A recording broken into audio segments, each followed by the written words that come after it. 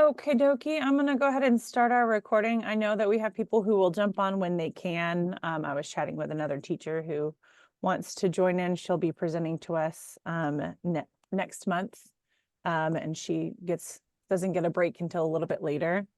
And I know our elementary friends are coming in off of lunch duty. Hi, Miss Coach K. Coach K. Okay. I'm going to share my screen and we'll get started with introductions.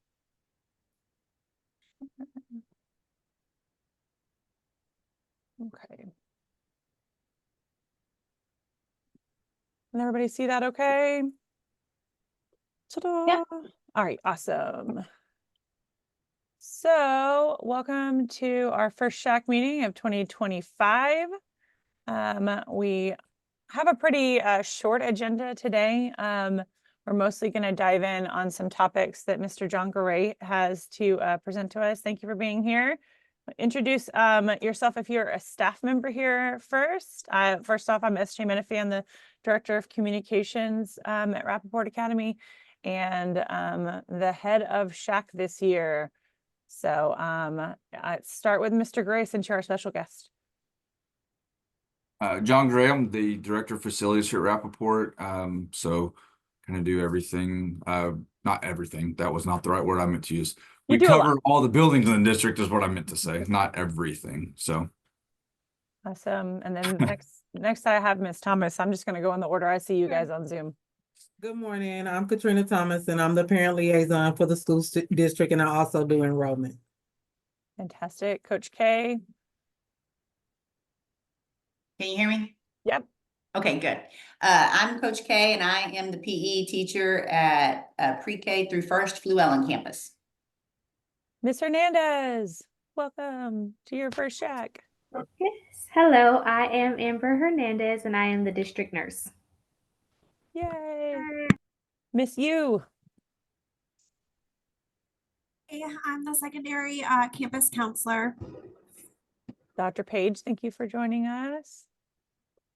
Hi, I'm Dr. Barbara Page. I am here. I am the Dean of Students here at the MacArthur campus, our 2nd through 4th grade elementary campus. Ms. Tovar, would you like to introduce yourself real quick? Sure, I'm Mrs. Tovar, Noah Tovar's mom. He's in pre-K. And then I have one that just says iPhone. I don't know who that is, but hello. Oh, Mrs. I say Miss, I meant Mrs. Tovar, Mrs. Thompson. I'm not trying to. Hi. Yeah, I'm Kelsey Thompson and a parent of Hezekiah and Zara at the primary campus. Wonderful. Thank you all for being here. I'm going to go over, as we do each time, what a SHAC is and what we're doing here together because it helps us to have that vision. We're an advisory council that help the district ensure that the local community values are reflected in the health, education, and instruction. It's something that is mandated by state law, but we want to make sure that we do it well. We review health-related curriculum and make recommendations on health-related topics. So being here and being a voice on how we can help our kids be healthier is so important. So thank you for being here. I thought since we're talking about school environment, I would highlight the fact that school environment consists of both the physical environment and the social emotional climate. So that whole environment plays a key role in student and employee health, which is why we're having Mr. Goray present to us today about how much work they've put into and thoughtfulness they put into helping our school environment continue to be better and better so that our students and our staff can do the business of education here. I think that's just really important to highlight. As always, when we talk through anything that we're trying to promote, we're looking at it with the whole child, whole school, whole community model. I said that backwards, but that's fine. Which includes a lot of different things, which is why we try to do topics this year about physical education and nutrition and health services, and physical environment is again what we're talking about today, because it's all interconnected. So without much further ado, other than to welcome Miss April Strickland joining the call. She is also a Rappaport parent and a community partner. Would you introduce yourself real quick before John gets started? Yes. So, hey everyone. April Strickland with Texas A&M AgriLife Better Living for Texans. So I get to go all over the county and teach people about nutrition, physical activity, outdoors is my preference if we can do it, and then gardening curriculum. So at a whole bunch of different campuses, schools, churches, just all over the place. And has done a lot of wonderful programs already with our Rappaport elementary and middle school. And we're hoping to continue to develop that relationship. Thank you, Ms. Strickland. I just realized that I forgot to start my note taking. So I'm going to do that real quick. John, would you take it away? This is John. You can see John. This is John in his natural habitat wearing something orange. Burnt orange is his thing. Yes, lots of memorabilia. Big. Oh, hey, you're muted, John. Hang on.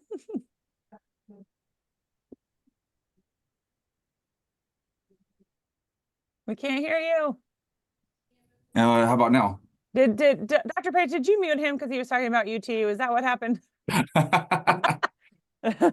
I was saying all my burnt oranges on that side of the camera, so I guess I need to yeah. get some behind me. I have it there so I can see it. I don't care if anybody else can see it. I want to see it. Anyway, John Goray, Director of Facilities. So we're going to talk today about some of the physical environment and health, some of the facilities updates that we have going on around the campus as well.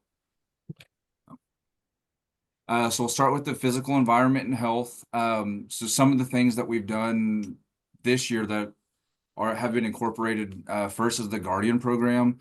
So if you guys are unfamiliar with the Guardian program, quick rundown is that program is we've got individuals on each campus that are armed and they are trained, ongoing training. We train at least once a month on their own.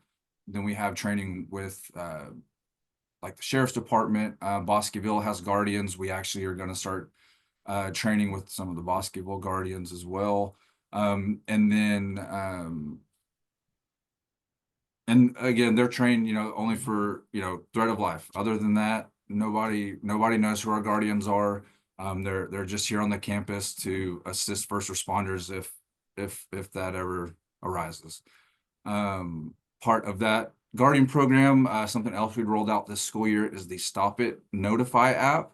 So this is not the same as the other Stop It app for the bullying and stuff like that at the school. This is for the other side, for the safety and stuff like that. So what this is, it's the I don't have one to show you, but when you have it on your phone, it's the big red scary button, the emergency button that everybody gets scared to touch. But since the system's been implemented, each campus has been training with it, using it. It seems like every time we use it, if we don't break something in it, we figure something else out that, will help us down the road. So it's been used several times here on the secondary campus, medical emergencies.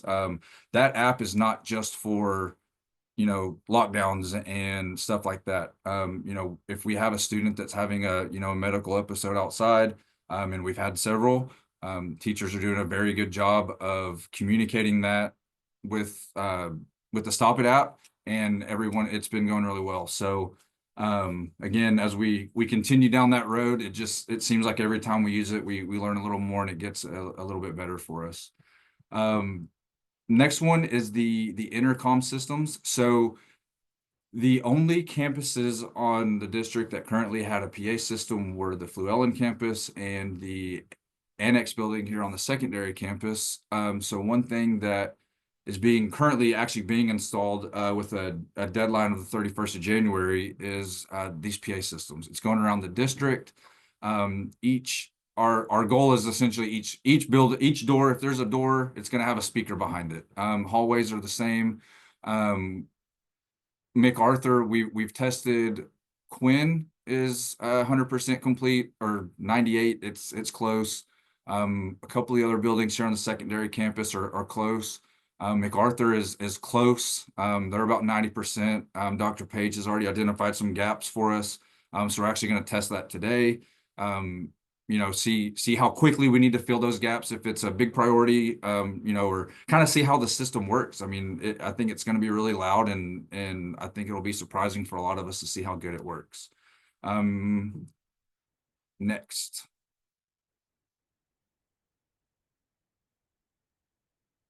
Next slide, please. I'm sorry, I was muted and I was just talking away. I said the purpose of having the intercoms as far as safety is concerned is what specifically? Oh, yes, I'm sorry. I No, have it's notes fine. for I that just too. And thought yeah, I it have would be notes. good Not to- even so. Anyway, yeah, so that's for the Stop It app. It can do a lot of things, but this is the audio that we can hear if we've got students or teachers, staff, whoever that don't have we don't always have our phones with us. We don't always have our computers with us. So this is our another way for us to be able to alert everybody. Something I didn't even think about, but Dr. Page brought to our attention today was one of her gaps was the concern about someone being in the restrooms in the building. I wasn't even thinking about it. So that's something, that we can identify. So, those things outside, we tested the outside speakers yesterday, I believe, or this morning. I wasn't here, but they tested them and they were so loud over here at Quinn on the outside that they actually heard them inside the NX. So That's wild. yeah, so that's what I said. Especially Hopefully here on this campus where we have multiple buildings and kids that move constantly, it's been a high need. I've been Yeah. here for a hold in place where they had to send people to each building to go tell each classroom to lock their doors and make sure that everyone was inside. And it was very nerve-wracking to think that if there was a situation that was actively happening that was a security issue, you're sending people to buildings when it's not Yeah. secure to be outside. So Yeah, this is a way to alert I think people really quickly. my first active shooter drill here when I was watching that and I'm not going to name names, they're not on the call, but they went through the hallway and just kind of was like lockdown, active shooter, lockdown, and just kind of made noise, and I was like, yeah, we're gonna move past that. So it's taken a little while, unfortunately, but we're there now. So like I said, I think it's going to be great, and it's going to be a huge upgrade to every building. And I guess to add to that, part of that intercom system is actually it's integrated with our phone system. So if Dr. Newman is at a conference call or somewhere and she's off campus, but she gets an alert and she knows that she needs to lock down the district or a certain campus, she can go to her app on her phone, go to that extension, bam. I think Dean told us the other day, right now, the longest delay that he's seen is about, I think he said 5 seconds, something like that. So 2 to 5 seconds was the delay from him talking, it going to the speakers, and that being from his cell phone. I think from the landline phones, it's a little bit quicker because you're not connecting to it from outside. That is awesome. So so now for the facilities update, some of the things that we did. Obviously the new gym's coming in. It's looking great. If you guys haven't been by to see it and you want to come see it, just stop by or shoot me an email and I'd be more than happy to take you over there to see it. That is going to be a great space. It's going to provide expanded space for not just PE and athletics, but there's been talk of some of our health classes being able to do some things over there. So there's a lot of good things that we can do. I don't know if anybody's talked about it, but SJ, correct me if I'm wrong, I believe somebody said that the the weight room would be available for staff as well. Yes. So we can let staff have that opportunity as well. And I'm hopeful that we'll be able to host a health fair for the district there as well as a large space to have a health fair. So. And then and so we'll have like the floor covering. So I don't know what events, but we'll have events there, different things. Whatever we get on the schedule, but there'll be a lot of cool things coming out of there. Another thing we were able to upgrade this year that will be an ongoing kind of project are the water fountains. We've had some of them were just really bad and needed to be replaced, so we put the bottle fillers there on those. If they were a 2-bank water filler, we put a water filler on at least one of them, but left both normal ones. Like I said, this is an ongoing one. I believe, Dr. Page, we put some at MacArthur in the NX. Yes, sir. We put one in the annex, and we're hoping to get one in the main building to take care of that double water fountain. That's right. So, so MacArthur has one, the Annex has one. Gomez has two. I believe Gomez has one upstairs, one downstairs. That And happened then over the- winter break, didn't it? Yeah, and Yeah. then the rest we're kind of working on. They're about $3,500 each, so it's not something where we can just, you know, kind of pop them up. But they're coming in. I mean, the ones that are there, you can you can see the little tracker up there, and I mean they're getting used, so it's good to see that. Another Will thing those that also be in the new oh, gym, out of curiosity, John? do what? Will we have those in the new gym as well? Do you know if that's? a part of They the should build-out? be. If Okay. they're not, then that'd be a problem. They should be bottle fillers. Okay, good. So, for the Stop the Bleed training. So, Dr. Newman and I are going through and doing some things on the document side, and we noticed an opportunity yesterday for some training. It's a necessary training, but it's kind of just like an overview of not like a full Stop the Bleed training where we're going to teach the tourniquet, all of that, but it kind of shows what's in that, and then it's a brief video of using that tourniquet. And we're going to send that email out, but it's going to be for staff and students. And to kind of caveat that, that's going to be like a quick little 1-minute video to kind of meet the standard of what we need to get done. And then I also have been talking with Miss Pack and trying to get with her about maybe doing actual Stop the Bleed training with some of the students. We did see the TEA now actually requires that we have 2 7th grade and above on the campus that are trained for Stop the Bleed. So, you know, 2 is great. If we can have, you know, 50 per grade or every single student per grade, I think, you know, the more the better. So if it's something that we can work into, you know, a health class and get kids certified to do that, I think it's just something that benefits them now, it benefits the school, and it benefits them moving forward the rest of their lives. So That's awesome. more to And come on that. Miss Pack will be presenting next month if you want to hear more about our health pathways here at the high school and what that transition looks like from middle school into high school. They're doing a lot of cool things. All right. So some of the security things coming up. The first one's not I don't know, security, but it's not security, bus, but it is yeah. safety. But we're getting a new bus. It's been approved. We actually I signed the letter of intent yesterday. We sent the first the deposit. So it is a 2019. It's a 2019 Bluebird. It's a 72 passenger.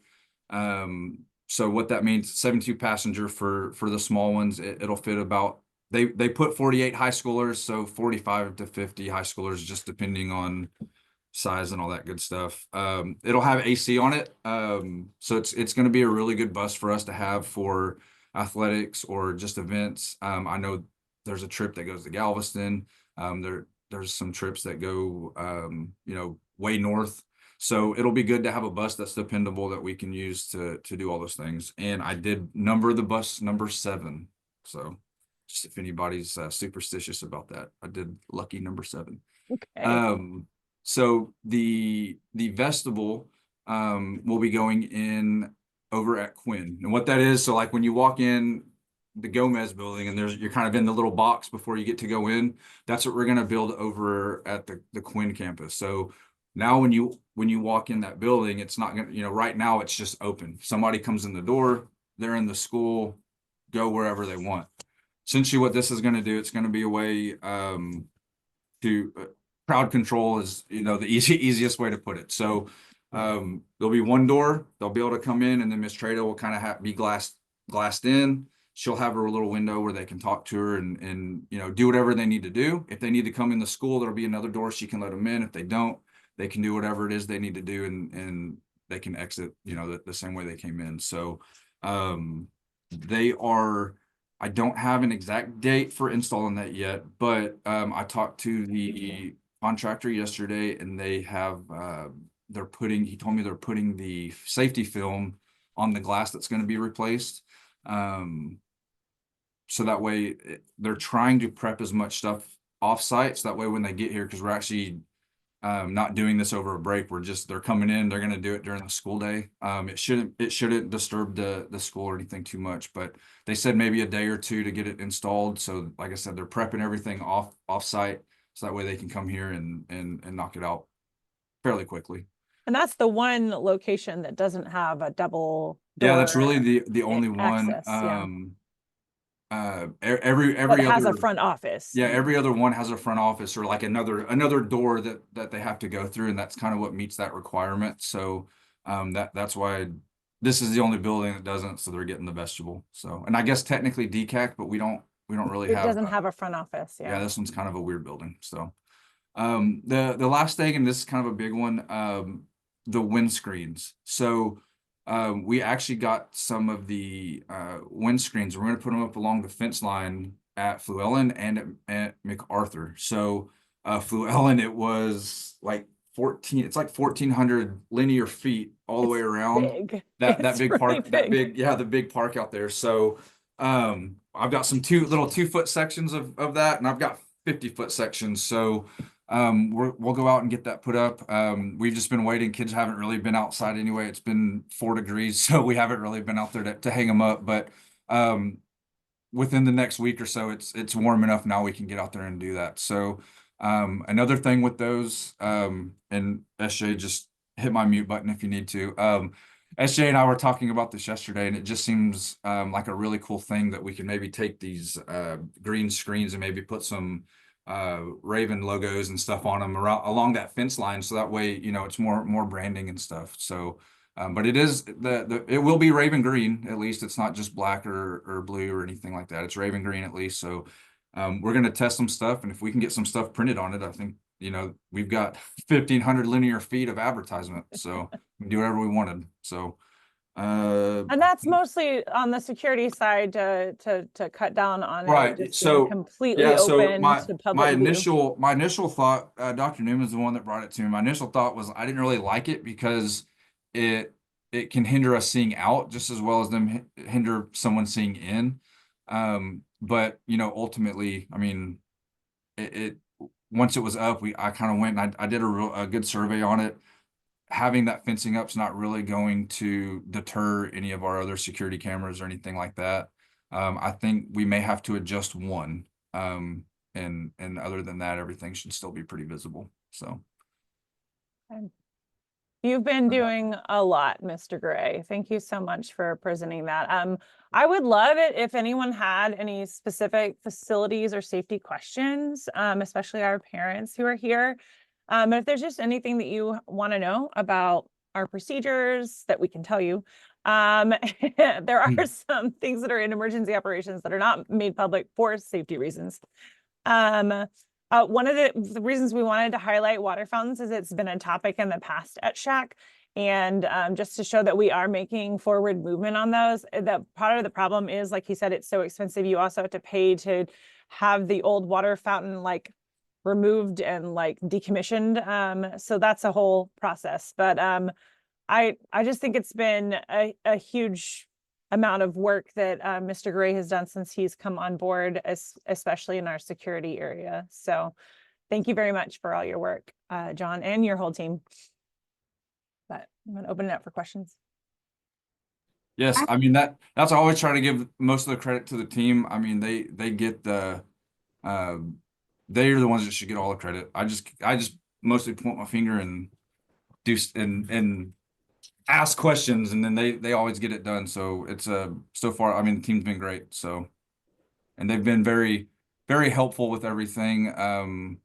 Like I said, the install for the speakers, Mr. Kivett and Mr. Nelson have been helping Dean with that. Mr. Williams was in here installing mine earlier. Yeah, Mr. Williams has been installing all the brackets. So I mean, it's been definitely been a team effort on the speakers, but it's like I said, we're almost there, and it's going to be a good one. I have a question about students and teachers. Is there a plan with the vestibule, of how they will come into the building? Is that going to be changed since? Yeah, so essentially it'll kind of still be the same. I mean, teachers will be able to badge in and out. It'll still have access control. So Is it a double badge? Yeah, because so we could set it up where you could badge one and it would do both, but then if you do that, I mean, you run the risk. I mean, you run the risk of badging this one and somebody being able to go into that one. So because we could leave the badge on for say 10 seconds, but that 10 seconds of you badging to get into the building, if somebody's already in that vestibule and they see that pad light up green, they could just push it and go through. So it'll be independent to get into the building and then another one from the vestibule to get in. So I would imagine like for staff and faculty, they'll probably use the side door mostly. I would imagine. For like after PE and like break and stuff, like when the whole grades are coming in, are they gonna have to go through that? No, I mean, so we'll kind of have to figure out on that. I mean, that's the biggest thing with this, and that's been the biggest discussion is that the area is going to be pretty small. So coming in, them coming in, most likely what's going to happen is you're going to see, so if you can kind of picture it, the far right door that's there will now be like right now it's just an exit door, but that will now be the door that you come in. And then the door kind of next to that will become a panel. And then you'll have two doors. So we'll have double doors like for the exit, for the egress. That way it still meets the safety code for, if there's a fire, the students can come down the stairs, there's double doors and they can get right out. And so for PE and stuff like that, I know right now they hold the door open. So I don't see that really changing. One coach can come in and badge in, get in and hold the door and they can all file in the double doors, I think. So, I mean, we'll kind of play with that stuff, but it's been talked about. So there's plans in place. Great, thank you. Anybody else have any questions or even suggestions for things that you'd like to see in the future for facilities? John would love to add things to his to-do list. Yep.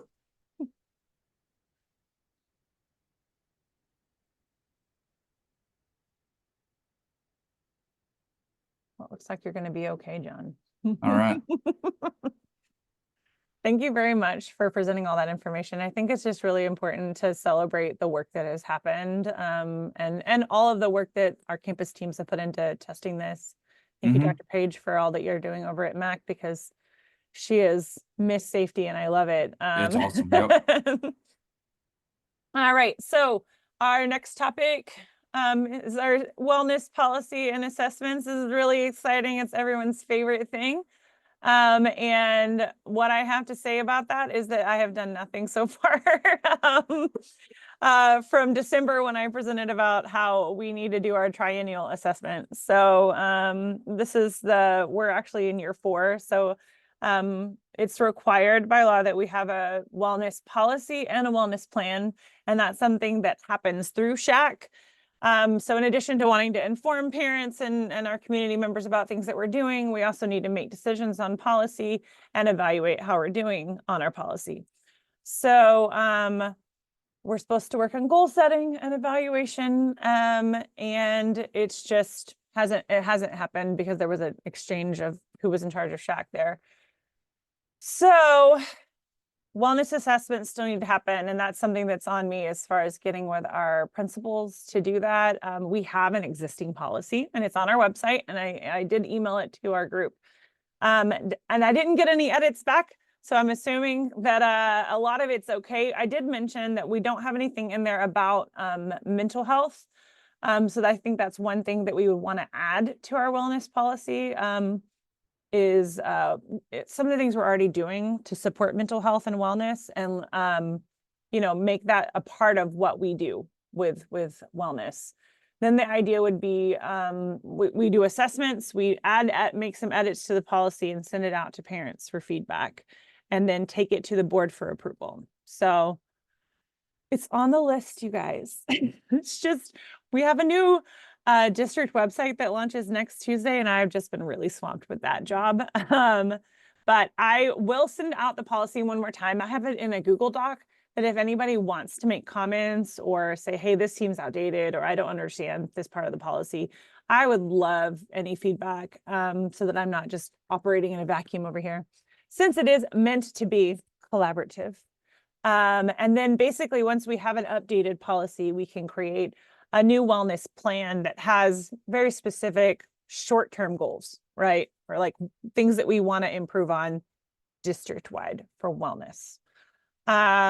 Any questions or thoughts on the wellness policy and plan process? Anybody who's been here longer than me and knows more about it want to say anything?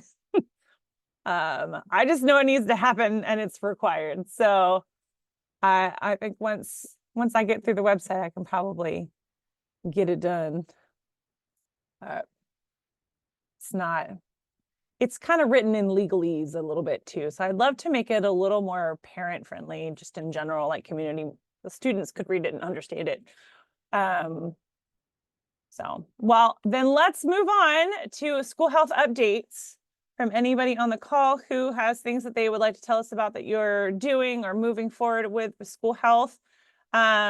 I know, Ashley, you and Ms. Lopez are doing a lot of suicide prevention presentations this month, and I would love to hear about how that's going. And then if deans of students or anyone else have things, our new nurse wants to give a quick update on things that you're doing, I'm going to take some notes. And then if you have suggestions for things that we want to discuss as a committee for February, I'd love to hear that too. So feel free to unmute and talk. Yeah, so I think suicide prevention across the district should be completed by the end of next week, minus the 8th grade grade level, because they are doing YAM for suicide prevention. So it's a 5-week program. So I think they finished like the 2nd week of February. But those are going well. It's tailored, you know, grade level appropriate with a lot of focus on just mental wellness. And warning signs to look for and where to access and how to access support if needed. Love that. Focusing on mental wellness. Do y'all have anything that's coming up on the horizon as far as the next coming months for things that y'all are doing as counselors? I know Yaz has got Camp Careful coming up at MacArthur, right? I know she's not here, but She does. That is happening next week here at MacArthur. oh, it's next week. Okay. Yes, ma'am. But district wide, I don't think there's anything collaborative that we have coming up. Sounds good. Deans of students or Coach K, do y'all want to say anything about health and wellness and things that are happening new? Ms. Strickland, do you have anything that's going on with your organization that I need to take notes on? Right now, I'm kind of doing an adult version of the walk and talk, what we did at y'all's campus with the kids a few years ago. They're free, open to the public. They're during the daytime. I can send you a flyer for both of those sites. One's at La Puerta. It's a Spanish nutrition, physical activity, 8-week program. And then the other one is a bilingual over at South Waco Rec Center that will starts next week for the next 8 weeks and is also open to the public. So That's awesome. So I'll send you both of those. I'll send those over to you. Is it during the school day or? Yes, it is. The one in La Puerta is a 12 to 1. And then the one at South Waco is 11 to 12. And they both have hands-on cooking demonstration, tasting, and conversation. That's awesome. Yeah, please send it to me. I can send it out to parents as well. Perfect. Life extension. Something that I'm working on a couple different things that I don't think I have slides on.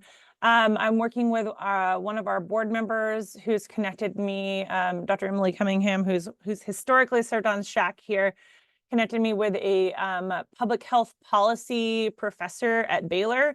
I'm going to be working with a class of students who are in their master's degree in public health, working on some grant writing for a specific like physical activity, outdoor space, health things. They asked for some suggestions of things that they could write a grant for. It's schoolwork for them, but we might get some things out of it that will make it easier for us to apply for funding, and they might identify some grants that might fit what we're looking for. So I'm meeting with them, I think it's next week, going to meet their class, and then they're going to come do a tour here on campus. The two places that I identified were based on our feedback from last meeting. Our Fluellen Elementary, they're going to come and look at our track and our playground, and they're going to write a grant specifically for improving both of those areas out there. And then I mentioned that it would be great if we had some like